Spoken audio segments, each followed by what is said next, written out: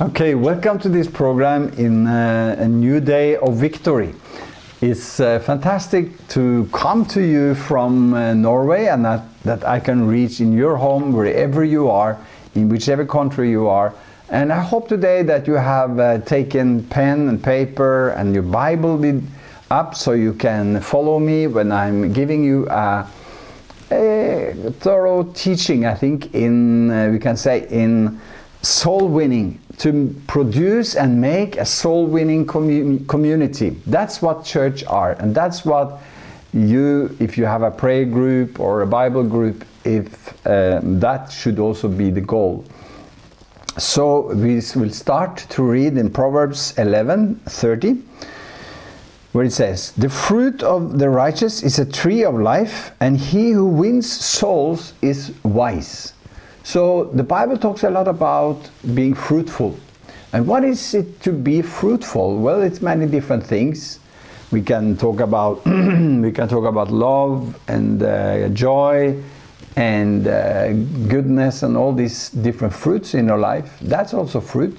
But maybe the most important fruit in the Christian's life is to win souls. And the Bible says, even from the Old Testament, that the one who wins souls is wise. And then he says in Luke 5:10, "And Jesus said to Simon, 'Do not be afraid. From now on you will catch men,' or you will be a fisher of men." So Peter knew how to catch fish. He was a very professional fisherman. But now Jesus transferred him in and elevated him into another realm, which was to fish men or catch men. And that's actually what Peter became. He became a good fisherman of men. Matthew 9:35, it says, "Then Jesus went about all the cities and villages, teaching in their synagogues, preaching the gospel of the kingdom, and healing every sickness and every disease among the people. But when he saw the multitudes, he was moved with compassion for them." That's also something God does through us in the Holy Spirit. He will move us to compassion. He will move us to action. So we will feel compassion with the people. Because they were weary and scattered like sheep having no shepherd. Then he said to his disciples, "The harvest truly is plentiful, but the laborers are few. Therefore pray the Lord of the harvest to send out laborers into his harvest." The laborers are few, Jesus said. So we have to produce laborers, and you are to be a laborer, and I am a laborer in the kingdom, and we are like Jesus. We are fishers of men, and we have compassion with people. In John 4:35 it says, "Do you not say there are still 4 months? And then comes the harvest. Behold, I say to you, lift your eyes and look at the fields, for they are already white for harvest." So this is how Jesus looks at the nations today. This is how God looks at people today. We as the church many times look at people, look at the world, look at maybe people in our community and think it's 4 months at least before the harvest. But Jesus, he looks at them and say, no, they are already ripe. They're already ready. The harvest is white for harvest. There can be no doubt from the scriptures. We have read that God wants us to win people. God has a desire to win people through us, win them for the kingdom, and win souls for the kingdom. There's also another term used by the Bible that perhaps relates even more to the church and how God wants us to win people in the church. And it's a saying we say in Norwegian, "Far for ikke for lam." It's Norwegian. What does it mean? It says, "Father, does sheep get sheeps?" "No," he answers. "No, sheep doesn't get sheep, they get lambs." So they get lambs. So what can we see from there? We can see that every sheep that is healthy and growing and has a good life will give birth to lambs. So the pastor, the shepherd, is not giving produced lambs, but the sheep are producing lambs. So don't expect your pastor to win all the souls. You are, as sheep in the congregation and in the church, you are the ones that are supposed to win the souls. And if you are healthy, if you are growing, and if you are spiritually healthy, you will give birth to lambs. You will have lambs. You will bring people to the church, and you will win people to the kingdom. It's therefore the task of every Christian to win people for the kingdom of God, to get them saved, to capture souls, whatever term we use, and the pastor's task, along with the congregation, to guard the sheep, to feed the sheep, to help the sheep, to protect the sheep so they have a good life. Make sure they get enough to eat, fresh water, and enough rest and healing when they need it. So this is what a church is. It's a congregation of sheep, and Jesus used that parable as well. So Jesus is the good shepherd. Jesus is the good shepherd. We as pastors have him as a model when we help people and lead people into green pastures. So we help people to get food, we help people to get good teaching, good environment, fellowship, love, correction when they need it. We help, and healing when they need it. We help the sheep to grow. Something else that we should understand in order to become effective soul winners has to do with the image Jesus gave of catching fish. So Jesus said to Peter, you are becoming a catcher of men, a fisher of men. Jesus says, from now on you will catch people. I know there are some anglers or fishermen that throw out the fish they have caught. Have you seen that? Sometimes they catch a big fish and they just throw it out. I feel such a pity. But they had a good fight, they had a good sport by taking it up, and sometimes the fish is too small, or they just do it for fun, so they just give it out again. But for me, I have never done like that. I have done fishing, and I love fishing, but for me it's a waste to throw the fish out.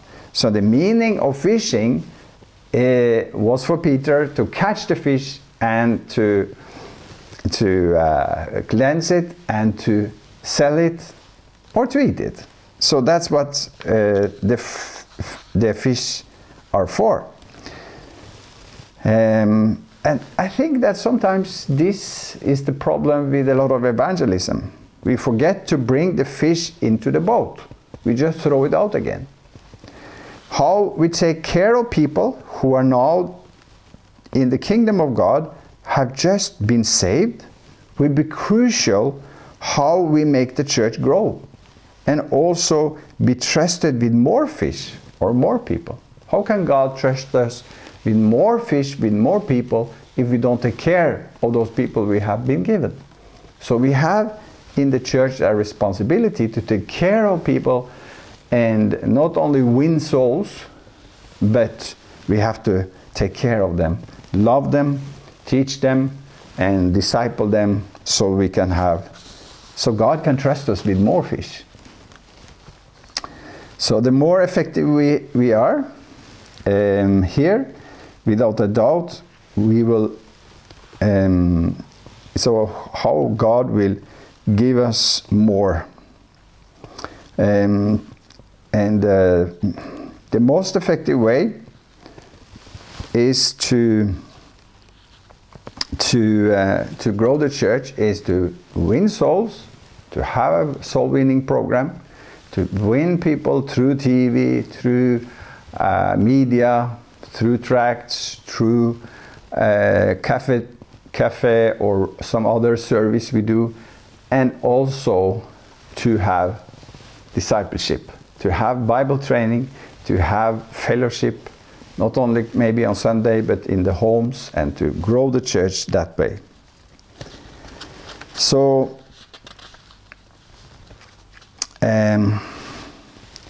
we have to take care of the people. We have to take care of each one that God gives us. We can't think that, well, it's not so necessary to take care of this one. I don't like this person, or so on. We have to take care of each one God is giving us. So, some people say, I'm not very good at winning souls. I'm not a very good soul winner. But Jesus makes this very simple. He said in Matthew 4:19, follow me and I will make you fishers of men. Just follow me and I will make you fishers of men. It's not up to you to win souls. God will do it. Jesus will do it through you. And the more you follow Jesus, the more you are together with Jesus, because Jesus was a real good fisherman, the more you will become like him. The more you will be a good fisherman. You will become like Jesus.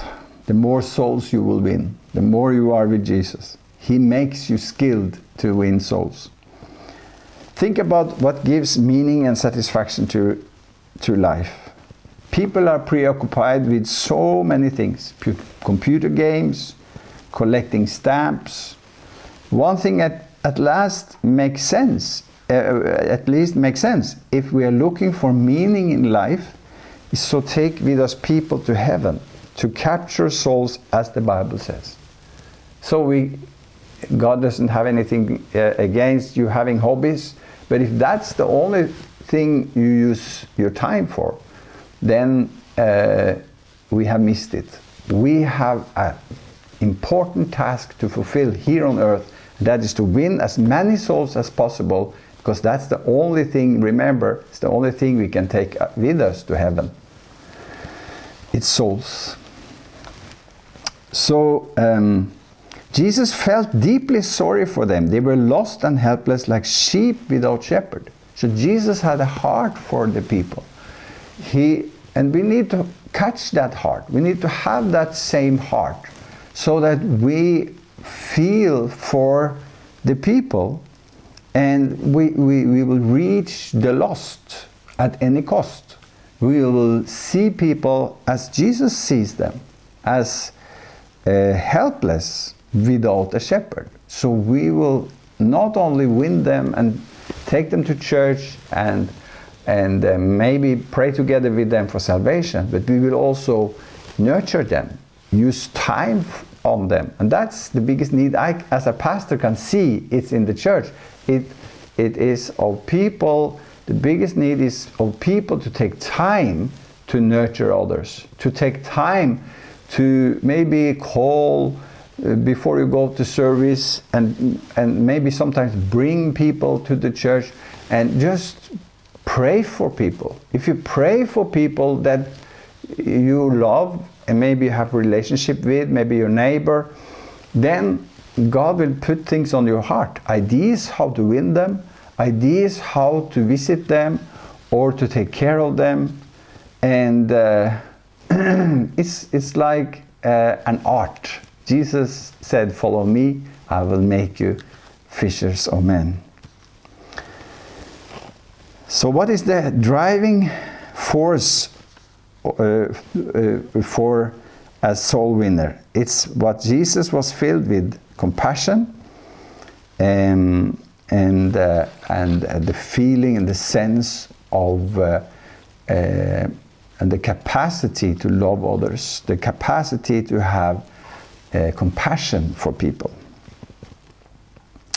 So we say, as people, we say as Christians, it's still 4 months. In the future we will harvest. In the future we will have revival. In the future our church will grow. But Jesus says, now the harvest is ready. Now the harvest is ripe. So this is very important, and also an encouraging fact that God always has a harvest for us. Wherever you are, in the time you live, some sow, he says, and other reap. Yes, but it's always a harvest. It's always, God will always allow you to reap. We see a lot of harvest in Pakistan. We see a lot of harvest in India and other places. And we are working both in Europe and in Asia and in Africa.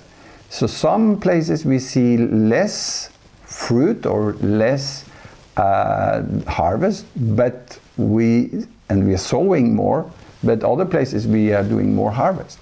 So, but God will always make us be involved in harvest, so that we will be encouraged and see the great harvest is ripe, it's ready. So I will encourage you by these words and telling you, you are a fisher of men, you are a harvester. You are a man or a woman that God has placed upon you an anointing, a blessing, a love, and compassion for people.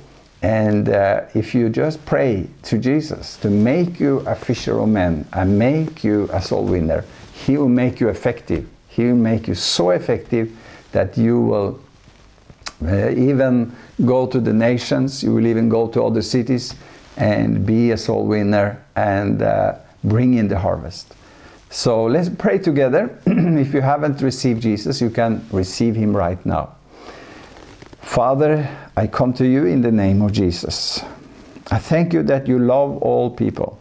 You love men so much, you love the world so much that you gave your only begotten Son, so that we shouldn't perish, but we shall have eternal life. So I thank you right now that I can receive you as my Savior and my Lord.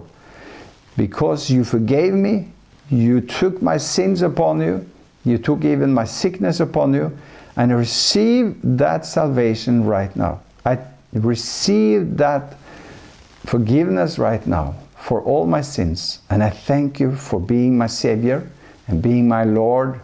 And I receive you right now, and I thank you for your love and your peace that you give me in the name of Jesus. Amen. Then if you pray this prayer, God has received you as His son and daughter, and you can be a part of His kingdom. So please let us hear from you. God bless you so much. Thank you for being with us this time, and I look forward to see you again. God bless you.